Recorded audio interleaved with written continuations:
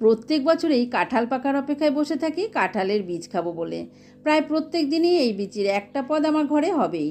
প্রাণ মন ভরে এই বীজের বিভিন্ন পদ রান্না করে খাই, আর আজও তার ব্যতিক্রম নয়। কথায় বলে না, যে যেটা পছন্দ করে সেই রান্নাটা সে বারবার করতে থাকে।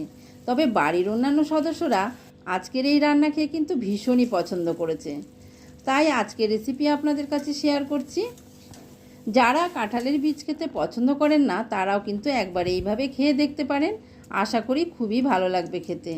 এই বীজের মধ্যে ফাইবার, আয়রন, ভিটামিন কিন্তু প্রচুর পরিমাণে আছে। বীজি খোসা ছাড়িয়ে 3-4টে সিটি মেরে সিদ্ধ করে নিয়ে আলু দিয়ে আজ পেঁয়াজ রসুন দিয়ে এই রান্নাটা করে নিচ্ছি। ভীষণই ভালো লাগে এভাবে করে খেলে, আর ভীষণ সহজ আর সুস্বাদু।